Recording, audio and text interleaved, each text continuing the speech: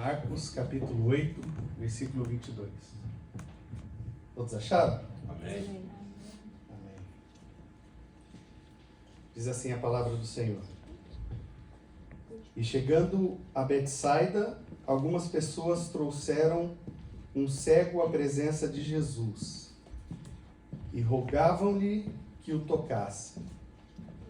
Então ele tomou o cego pela mão e o conduziu para fora da aldeia, e em seguida cuspiu nos olhos daquele homem e lhe impôs as mãos. E indagou: vês alguma coisa?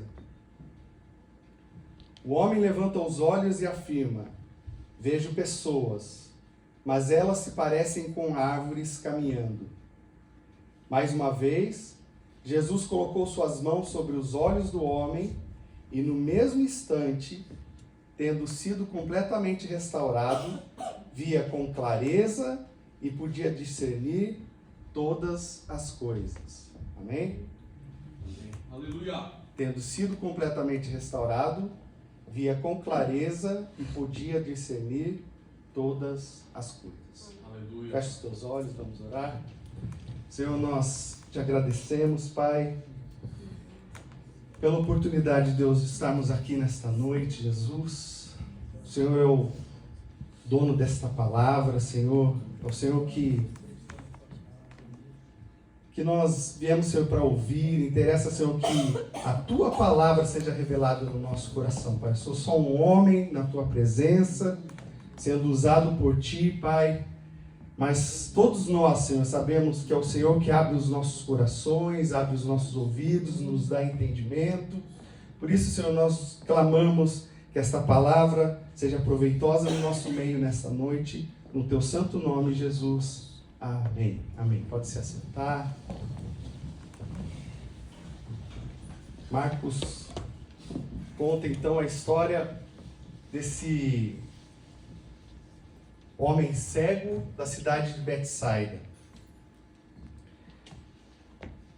Essa cidade, ela já tinha sido um problema para Jesus, né? Porque Jesus, quando passou por lá, as pessoas não deram ouvido à pregação de Jesus. E até palco de alguns apóstolos ficavam bem bravos mesmo com aquela cidade, porque tinha acontecido aquela confusão ali. Mas agora Jesus está de novo passando por essa região, e quando ele chega perto dessa cidade, diz que algumas pessoas trouxeram esse homem cego e pediram para que Jesus curasse a cegueira dele. Mas presta atenção no que vai acontecendo. Diz que Jesus tomou aquele rapaz, aquele homem, pelas mãos, e leva ele para fora da cidade, para fora da aldeia. E essa é a primeira coisa que Jesus começa a trabalhar na vida daquele rapaz, daquele homem. Irmãos, nós vivemos em bolhas. As pessoas gostam de falar agora, né, esse termo, né, que nós vivemos em bolhas. Nós vivemos no nosso mundo, no nosso mundinho. E às vezes nós não temos percepção do todo como Deus tem percepção do todo. Nós não conseguimos entender até onde nós podemos ir e até onde Deus quer que eu e você possamos ir. Então a primeira coisa que Jesus faz aí é levar ele de mãos dadas para fora da aldeia. Quer dizer, Jesus também está tirando ele do meio daquelas pessoas. E Jesus está levando ele para ter um momento de intimidade com ele. Está entendendo? Jesus traz ele para perto dele e fala: vamos ter um momento de intimidade, eu e você. Então cutuca a pessoa que está do teu lado aí e fala assim: Jesus quer ter um momento de intimidade com você.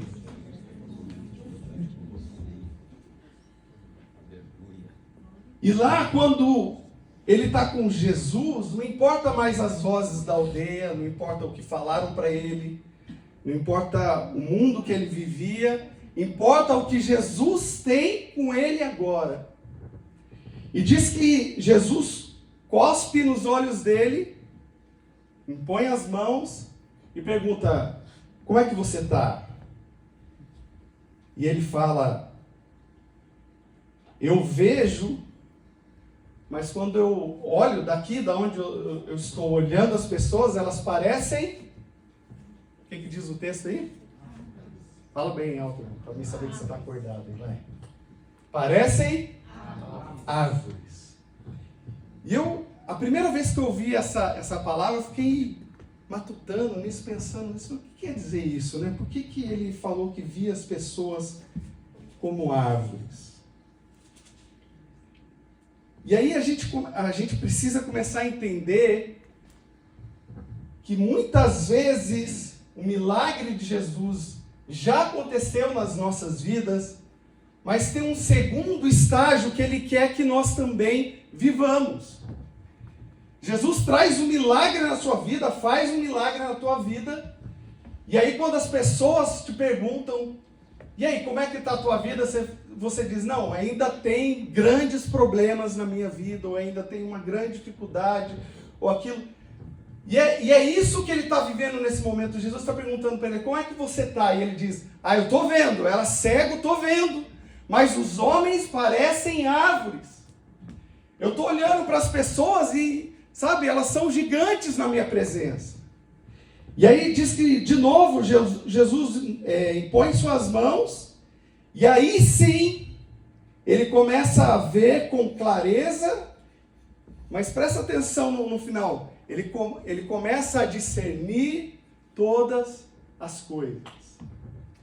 Quer dizer que existe um segundo estágio na presença de Jesus, que não é mais sobre os olhos, não é mais sobre restaurar a visão, mas é sobre como você passa a enxergar as coisas que estão na sua frente. Aleluia. Glória a Deus, Pai. Então Jesus já restaurou sua visão. Mas agora Jesus quer que você passe para esse segundo estágio, que você comece a enxergar as coisas que estão na sua frente de um modo diferente. Aleluia. E era isso que precisava acontecer na vida daquele homem naquele dia. Ele precisava do segundo toque, ele precisava de um segundo momento com Jesus, onde Jesus restaurava não só os olhos, mas restaurava também a mente dele, o psicológico dele, o interior dele e a maneira como ele estava enxergando as coisas. Aleluia. E a gente precisa disso com Jesus. A gente precisa desse segundo estágio, porque muitas vezes você já recebeu o grande milagre de Jesus, mas você ainda não entendeu o que é viver na presença de Deus. E eu vou falar um pouco sobre esse lado psicológico das pessoas. A Priscila falou que eu não podia pregar muito isso, senão eu ia virar coach. Mas a intenção não é fazer um show psicológico aqui, mas é que você possa entender e compreender o que Deus pode fazer por você do seu lado psicológico, tá entendendo? Porque, olha, desde sempre o homem tem tentado entender como que é o seu eu completo, né? O que sou eu? E aí as pessoas sabem, eu tenho um corpo, né? Você tem corpo, toca aí na sua mão, no seu braço. Você tem a sua alma, o seu intelecto, e você tem o seu espírito. E aí desde sempre, desde lá da Grécia, os filósofos tentam entender como é que é isso, né? Como é que o meu eu interage com o universo criado por Deus e com as outras pessoas e comigo mesmo, né? Porque a minha alma faz uso desse corpo que eu tenho,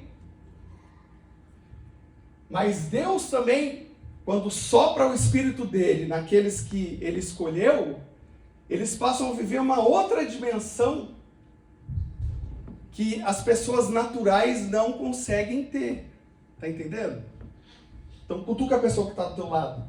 Fala assim, você precisa receber o Espírito Santo de Deus. Uma pessoa que vive só no corpo, ela não é completa. Tá entendendo? Uma pessoa que não desenvolve o seu lado psicológico, o seu intelecto, se ela não consegue atingir o seu máximo, ela se sente incompleta.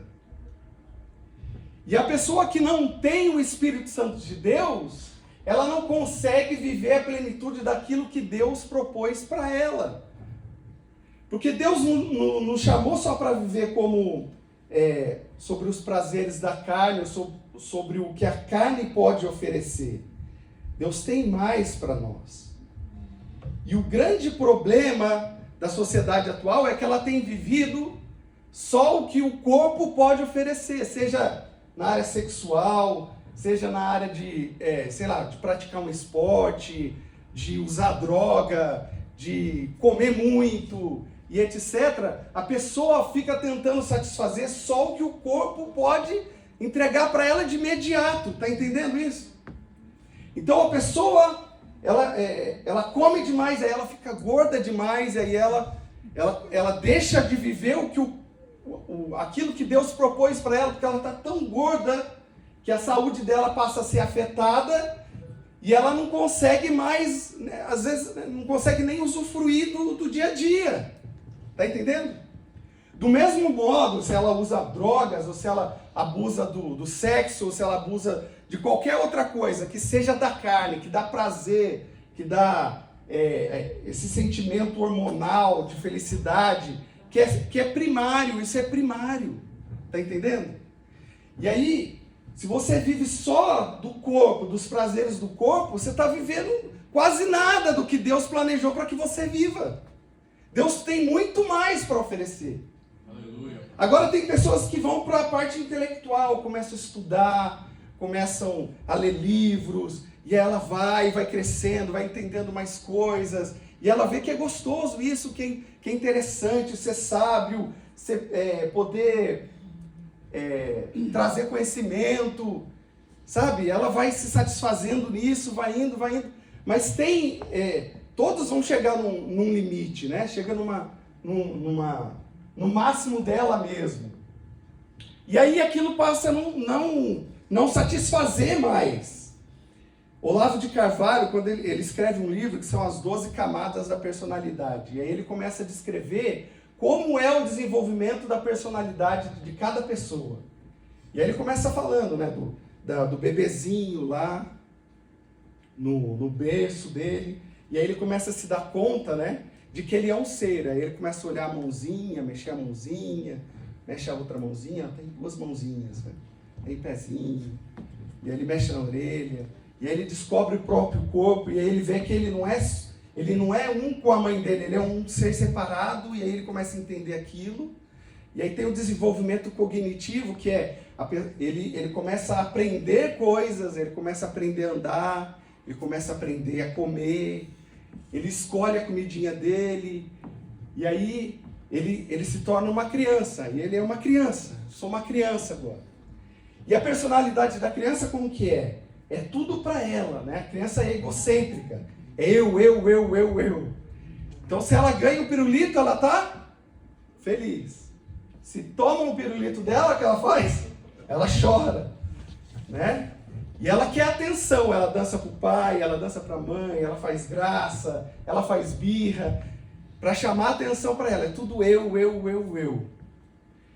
E ela quer que a mãe ame ela ao extremo, ela quer que o pai ame ela ao extremo, ela quer que toda a atenção esteja sempre sobre ela.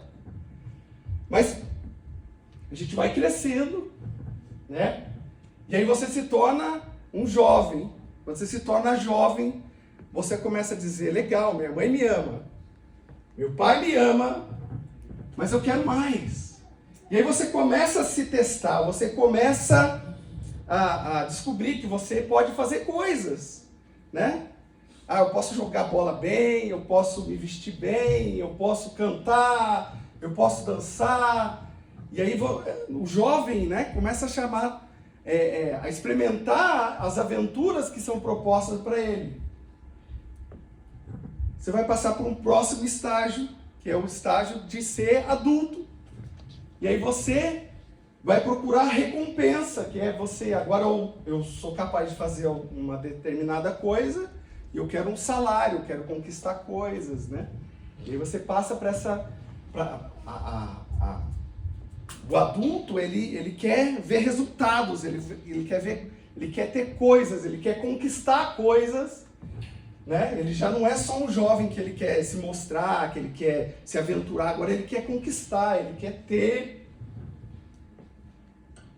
E o que acontece com a gente? Se a gente não passa por todos esses estágios do desenvolvimento da nossa personalidade, quando a gente chega na época adulta e as coisas vão sendo apresentadas para a gente tende a se comportar com aquela personalidade que a gente tem, que a gente conseguiu alcançar. Então, pode soar para você ridículo, ruim isso, mas é verdade.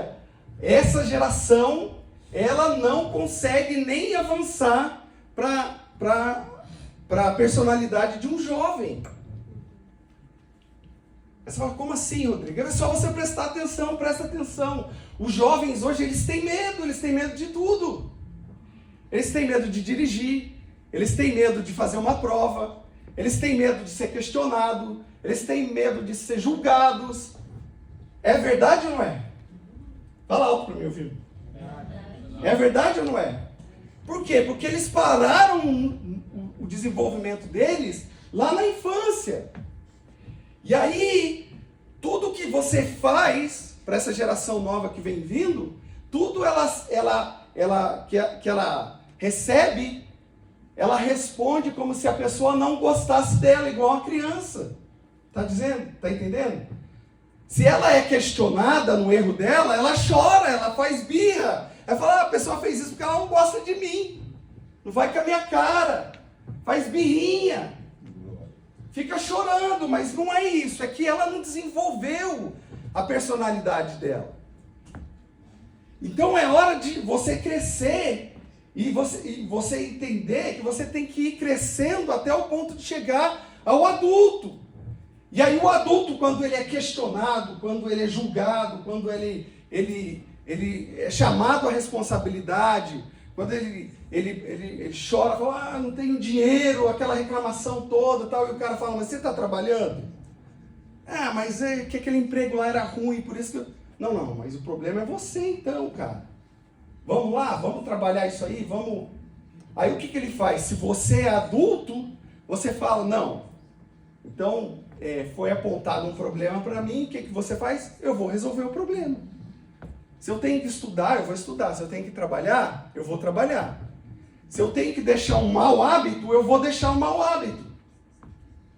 Mas eu não vou me comportar nem como um jovem que sai por aí fazendo o que dá na cabeça, nem como uma criança que fica chorando quando é repreendida. Não. Eu vou me portar como um adulto.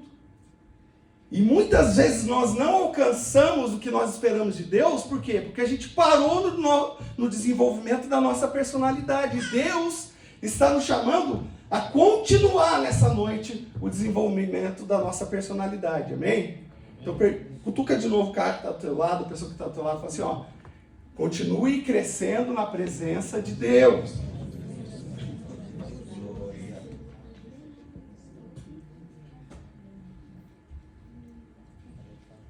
Será que isso Eu queria que você abrisse ainda, eu vou abrir aqui. Será que a gente consegue enxergar isso? Lendo a palavra de Deus, abre aí em Mateus capítulo 4, versículo 24.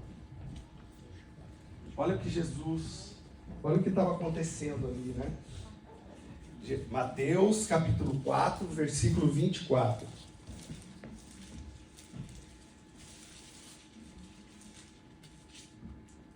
E sua fama de Jesus, correu por toda a Síria. E trouxeram-lhe então todos aqueles que... Fala aí, irmão. Todos que? Padeciam, sofriam, acometidos de várias enfermidades e tormentos, os endemoniados, os lunáticos e os paralíticos. E Jesus os curava. Presta atenção. Pessoas que sofriam, que tinham enfermidades e que tinham tormentos. O versículo está falando da parte psicológica da pessoa. Quando o versículo fala sobre lunáticos, ele está englobando uma parte muito grande de tudo que se fala da parte psicológica das pessoas, né? Mas também a gente pode entender por quê, porque o escritor aí de Mateus fosse ter que classificar todos os tipos de problemas psicológicos e doenças psiquiátricas e tudo que foi apresentado por Jesus, o versículo ia ficar muito grande.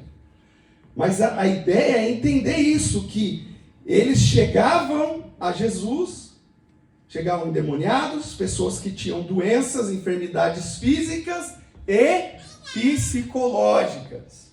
E Jesus, o que Jesus fazia com eles? Os curava. Tem em Deus para você a cura daquilo que tem te feito sofrer, daquilo que tem te atormentado, daquilo que tem te causado problema, não no corpo, não na parte externa, mas dentro da sua alma. Jesus está preocupado com isso, Jesus se preocupava com isso, Jesus se preocupa com isso, e Jesus quer te curar, Jesus quer te ajudar, e Jesus quer que você alcance a cura. Jesus quer que você deixe aquilo que te amarra, aquilo que te prende, aquilo que te escraviza, aquilo que te fez ser bloqueado na sua personalidade. Jesus quer que você avance, cresça e possa alcançar tudo aquilo que Ele planejou para você na sua vida. Jesus quer que você chegue a um estágio. E aí, o Olavo de Carvalho vai falando, tem mais passos, né, para a pessoa chegar acima. Então, ele fala que o próximo passo é quando a pessoa se torna influente no meio da sociedade onde ela está, tá entendendo? Então, o cara é um juiz, ele é um juiz influente dentro da sociedade. Não interessa a profissão dele, ele é um bombeiro influente. As pessoas, quando falam, o bombeiro, é aquele cara lá. A professora, aquela professora lá. Tem várias professoras, mas aquela lá, tá entendendo? Vai falar sobre um determinado profissional, aquele cara, aquela mulher. Se você quer uma referência, é ele, é ela. E nós, então, nós não só seremos referência porque a gente é o melhor profissional, mas também porque a gente tem algo que pode atingir a alma das pessoas. Jesus quer que você cresça ao ponto de você ser influente dentro da sua sociedade. Esse é o plano original de Jesus. Então, olha só, vamos abrir mais um versículo. Marcos, capítulo 1, versículo 15. Marcos, capítulo 1, versículo 15.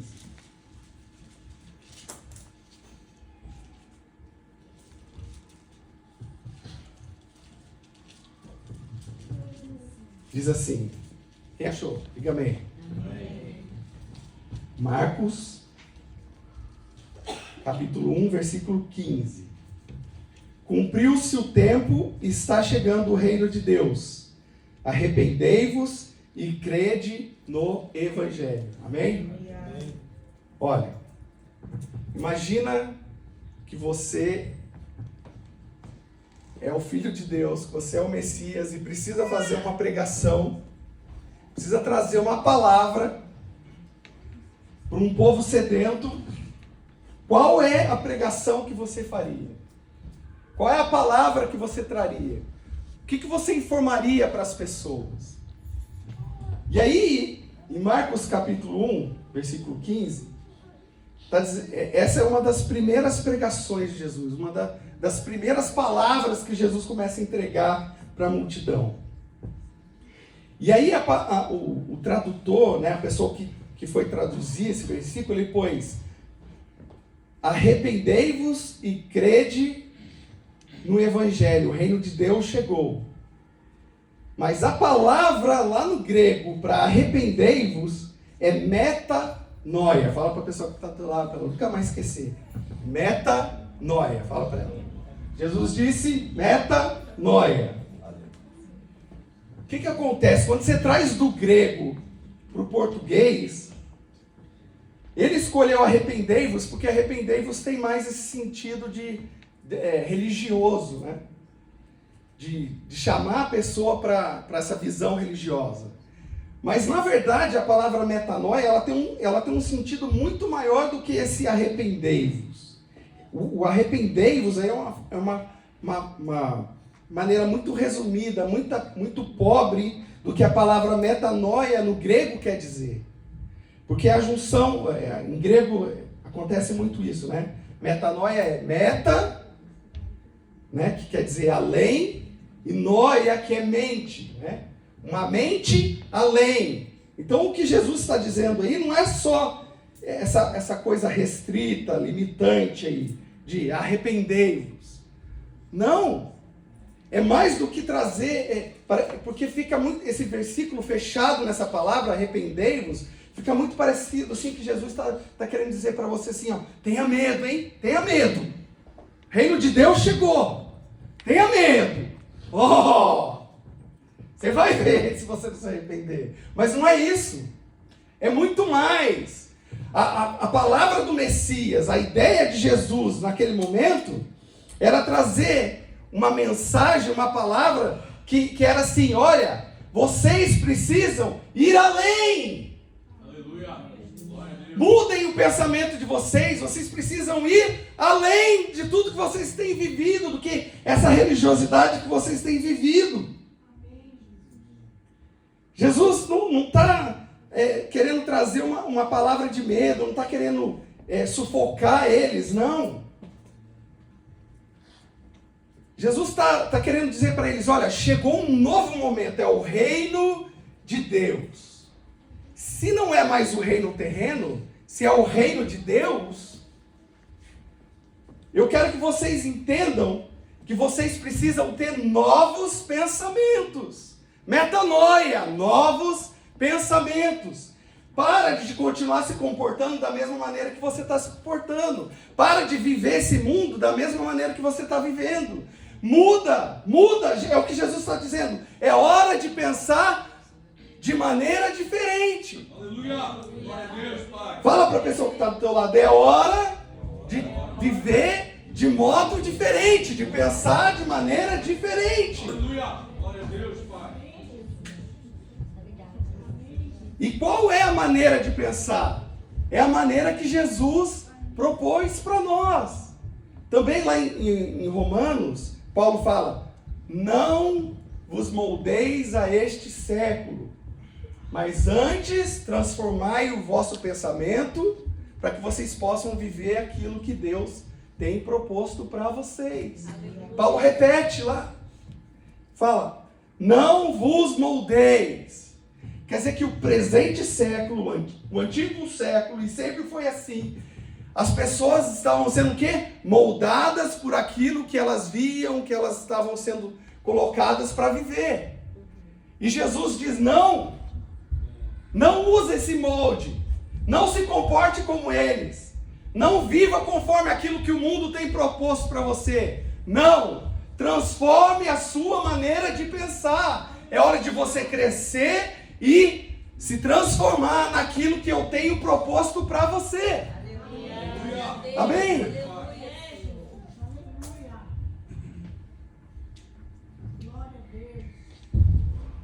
Isaac, você lembra da história de Isaac? Isaac está lá vivendo, chegou a hora de Isaac ser adulto, e conta a história que naquela época estava tendo uma grande fome sobre a terra, e aí Isaac vai para uma área ali de Israel, onde tinha uma cidade para ele não passar fome.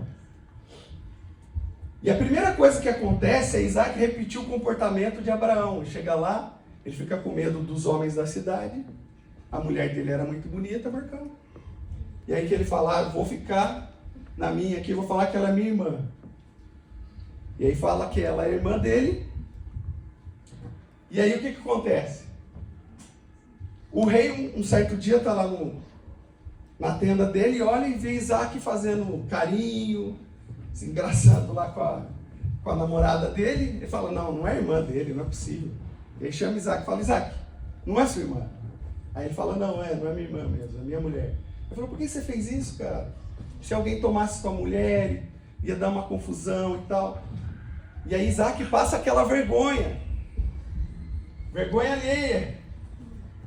Mas olha, quando Deus chama Isaac e fala assim para Isaac, Isaac, a promessa que eu tenho para você é a mesma que eu fiz para o teu pai. Vou multiplicar o número dos teus descendentes, eles serão como as estrelas do céu, os grãos de areia no deserto.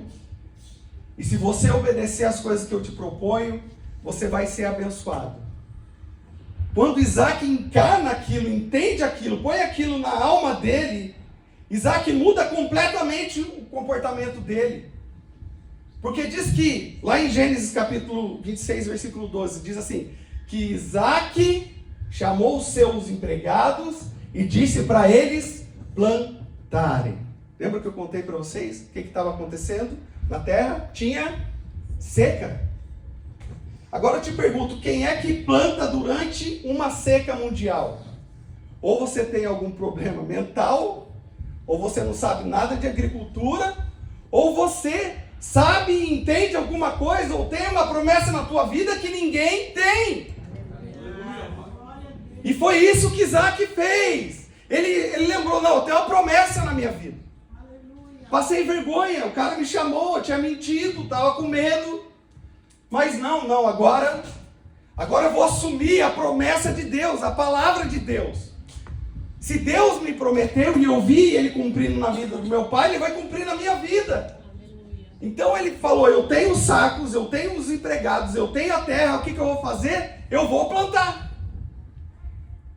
E diz que Isaac plantou naquele ano, e quando ele foi colher, ele colheu 100% a mais de tudo que ele havia plantado. Fala para a pessoa que está do teu lado. 100% a mais de tudo que ele havia plantado. Quando você se move naquilo que Deus tem te chamado para viver, você vai colher 100% a mais daquilo que você tem plantado. Você tem que acreditar. Tem o processo de arar a terra, tem o processo de pôr a semente na terra, tem trabalho, tem suor, tem desgaste, tem que ter fé, tem que esperar acontecer, mas a promessa de Deus se cumpre no momento que tem que se cumprir. Glória a Deus, aleluia. É a promessa de Deus para você. Eu não sei o que você tem vivido, como é que você tem vivido os seus dias, mas Deus está falando, olha, essa semente que você tem nas suas mãos, então é hora de plantar. Ah, mas tem seca, tem problema, tem dificuldade, tem um inimigo, tem... Seja a questão que for, Deus está falando. Ou você olha para a dificuldade, para o problema, para o impedimento, ou você olha para a promessa que eu tenho na tua vida. E não tem ninguém aqui nessa noite, a não ser que você seja um cristão super novo, assim, acabei de me converter, acabei de começar a conhecer sobre Jesus. Se esse for o teu caso, eu entendo. Mas se não existe. Saiba você que você tem uma promessa de Deus para a tua vida. Aleluia. Que Deus tem um plano especial para a tua vida. Deus não trabalha no atacado, não. Aleluia. Deus trabalha no pessoal. Como ele fez com esse homem, quando ele chamou o homem para fora da cidade, falou, vem aqui, vem comigo, meu irmão. Levou ele para fora da aldeia, falou, deixa todo aquele problema lá. Deixa a discussão, deixa a dúvida do povo, deixa a sua vida medíocre lá, porque agora é eu e você, eu tenho uma promessa para você. Eu vou abrir os teus olhos. Quando eu abrir os teus olhos, se você passar a enxergar os problemas muito grandes, a minha promessa é que eu vou te curar. E você vai conseguir enfrentar tudo que tem te atormentado, tem te prendido, tem te feito menos.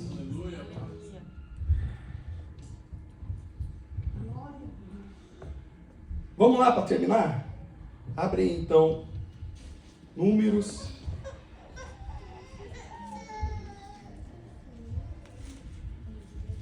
Antigo Testamento.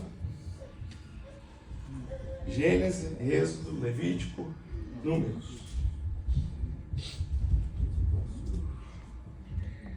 Números capítulo 13.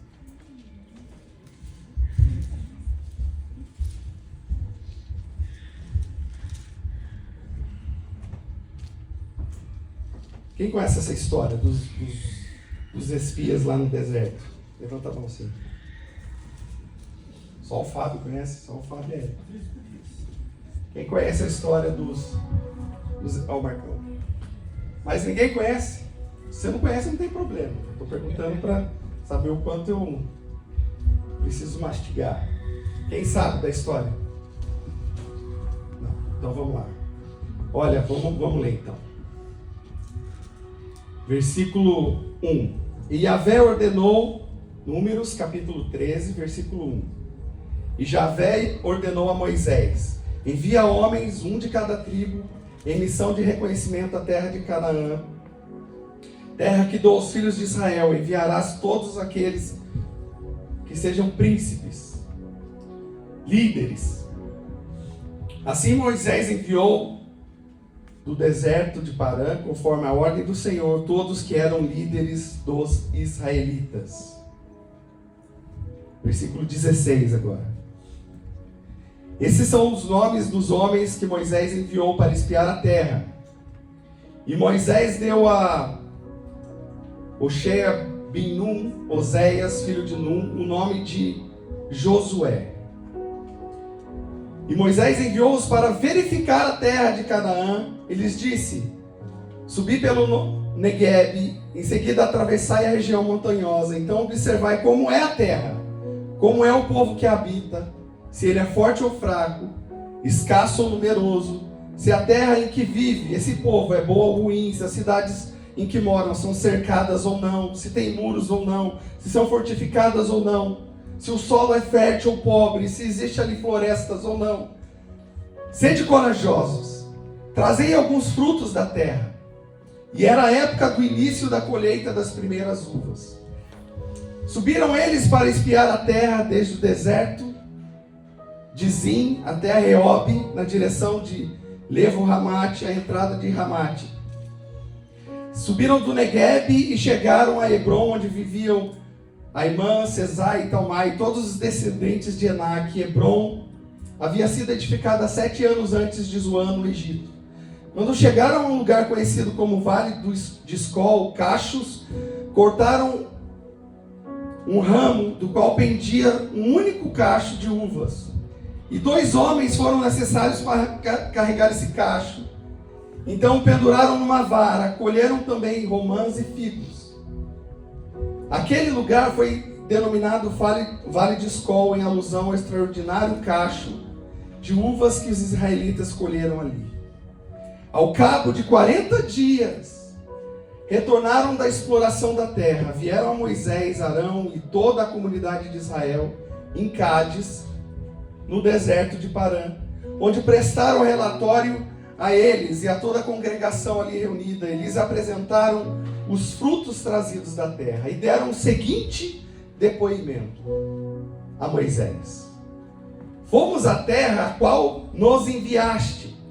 Na verdade, é terra onde também emana leite e mel, e eis os seus produtos. E mostraram as uvas, as romãs, os figos. Contudo, o povo que habita é poderoso, as cidades são fortificadas, muito grandes. Também vimos ali descendentes de Enaque, os gigantes. Os amalequitas vivem em Neguebe, os hititas, os jebuseus, os amorreus habitam a região montanhosa, os cananeus vivem perto do mar e junto ao Jordão. Então Caleb fez calar o povo reunido diante de Moisés.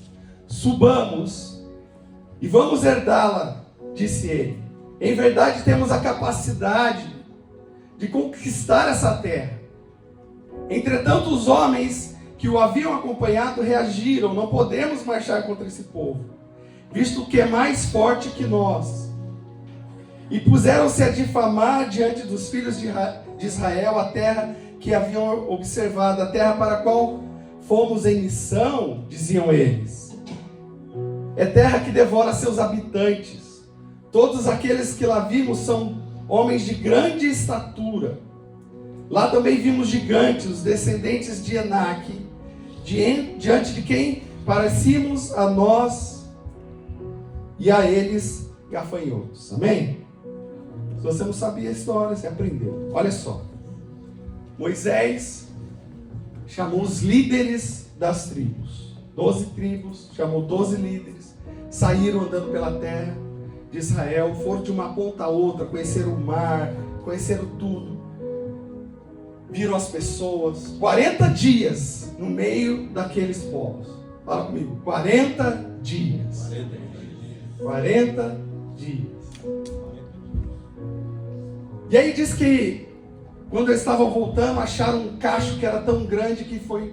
Quando eles cortaram o cacho, era preciso pôr numa vara e 2 homens carregar de tanta uva que tinha em um cacho. Chega a hora de se apresentar diante de Moisés, dar o relatório. E aí tem 12 pessoas que tinham direito de falar.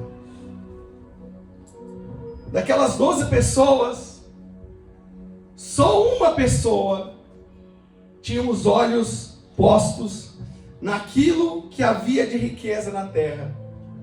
E as outras 11 tinham os olhos fixos nos problemas que tinham naquela terra. Está entendendo? Que tipo de pessoa que você é? Você é dos 11 que viu gigantes, que viu cidades fortificadas, que viu a terra engolindo as pessoas, e sei lá mais o que? Ou você é o Caleb, que falou, não, vocês viram a riqueza que tem lá? Vamos! É promessa de Deus, vamos conquistá-la. Que tipo de pessoa é você, meu irmão, minha irmã? Que tipo de pessoa é você? Você é a que vê o gigante? Você é a pessoa que se sente um gafanhoto? Ou você é o Caleb que diz, olha, o cara é grande, mas aquele cabeção, aquele testão eu não erro. Hã? Que tipo de pessoa é você? Pergunta para a pessoa que está do teu lado assim, você é o gafanhoto? Pergunta sério, meu irmão. Faz cara de bravo para ele. Fala assim, você é o gafanhoto?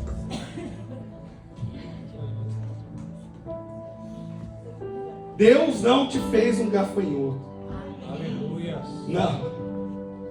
Deus não te chamou para ser um gafanhoto. Deus não te chamou para ter medo, para ser movido pelo medo, para ser movido por aquilo que os seus olhos veem, por aquilo que é colocado diante de você. Deus te chamou para ser como um Caleb, para ser corajoso, um homem espiritual, uma mulher espiritual, uma pessoa que consegue ver que a vitória está proposta. Não interessa o problema que foi colocado, não interessa quantos povos tem lá fora. Se Deus disse para mim que eu sou vitorioso, que eu vou ser vitorioso, eu vou ser, porque a promessa de Deus não depende de mim, é só a minha fé que vai me levar até lá.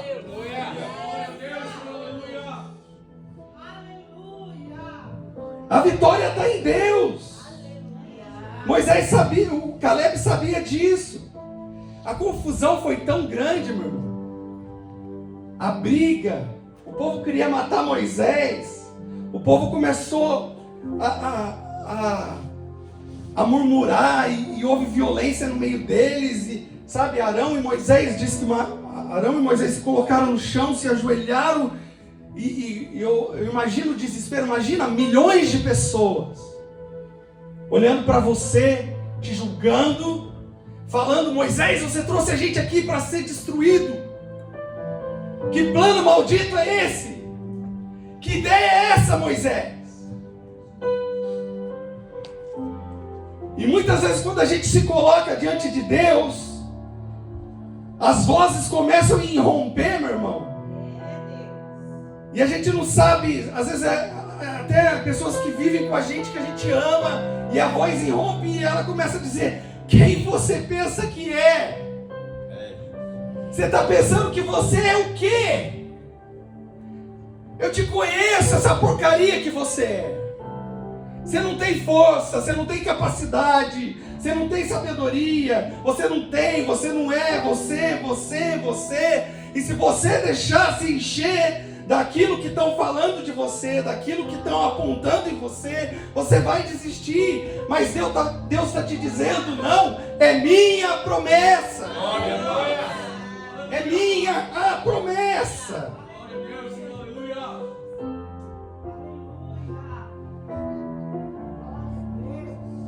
É minha a promessa.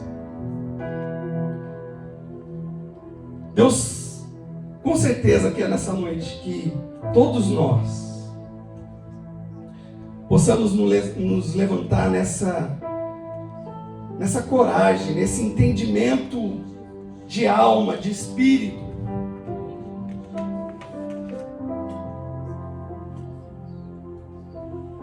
Deixando tudo que nos impede e que nós possamos alcançar a promessa de Deus nesta noite, amém? Fique de pé, nós vamos orar.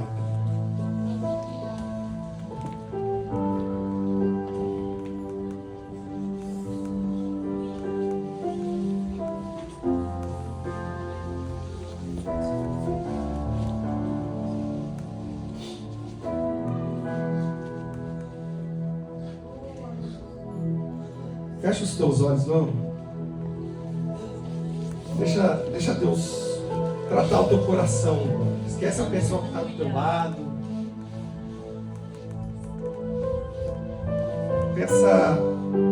Pensa só em Jesus agora. Oh Deus, maravilhoso.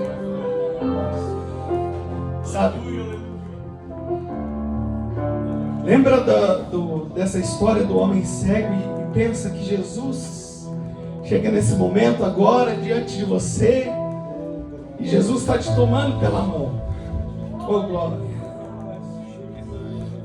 Oh Senhor Jesus, nos toma pela mão, Senhor. Fala com Jesus, me toma pela mão, Senhor. Me leva para esse lugar, Senhor, onde eu posso estar contigo, Jesus. E restaura, Senhor, a minha visão, Jesus. Restaura, Senhor, a minha visão. Se existe, Senhor, um pecado que tem, Senhor, me segurado, me atrapalhado, abre a minha visão, me faz ver e entender, Jesus. Se é falta de fé, Senhor, renova a minha fé, Jesus. Vai falando com o Senhor. Clama ao Senhor, levanta a tua voz, fala para Ele. Se você quiser vir até aqui à frente, eu convido você a vir à frente, para você poder orar. Vai falando, Jesus, me toma pela mão, então, Senhor, me leva para esse lugar que eu possa estar com o Senhor, que eu possa ouvir a tua voz, Senhor Jesus. Que o Senhor trata comigo pessoalmente, Senhor, necessito disso. Restaura a minha visão, Senhor. Restaura a minha fé, Pai. Trabalha o meu coração, trabalha o meu intelecto, Senhor. Trabalha, Jesus. Tira, Senhor, as amarguras, as amarras, as coisas que são espirituais, que estavam impedindo, Pai. Me ajuda, Deus. Deus, se eu tenho que transformar algo na minha vida, me ajuda a entender isso nesse momento. E me leva, Senhor, a um novo patamar, Senhor, a crescer na tua presença. Fala para Jesus, Jesus, eu não aceito continuar cego. Eu não quero continuar, Senhor, sem enxergar, sem saber o que existe de belo. Eu não quero, Senhor, ver e pensar que o Senhor não tem uma promessa para mim, ver os homens como árvores, ver os problemas gigantes. Não, Deus, eu quero que o Senhor possa me fazer ver através das lentes que o Senhor tem preparado para que eu veja. É através do teu sangue que eu quero ver, é através da tua promessa, do teu amor, da tua graça, Jesus. E eu sei, Senhor, que o Senhor tem isso para mim, Pai. Aleluia, Senhor. Deus, me ajuda a conquistar, Senhor, para a honra e glória do teu nome. Diga junto comigo. Para a honra e glória do teu nome, Jesus. Que o seu nome seja glorificado na minha vida, Pai. Que as pessoas possam ver, Senhor, a tua graça, o teu amor, Senhor, na minha vida, Jesus. Eu te peço, para que seu nome seja glorificado, Jesus. Nós não podemos fazer nada sem Ti, Senhor. Nós precisamos do Teu amor, da Tua graça, mas nós imploramos, Senhor, pelo Teu sangue derramado lá na cruz. Jesus, que a nossa vitória seja garantida no Teu amor e na Tua graça, Senhor. Em nome de Jesus, em nome de Jesus. Amém, amém. Pode se sentar, pode dar uma salva de palmas para Jesus.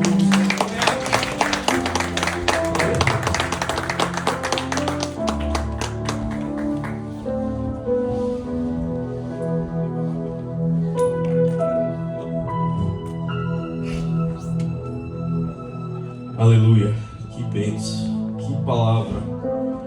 Eu estou feliz pela vida do pastor Rodrigo. Amém? Aleluia. Interessante, irmãos.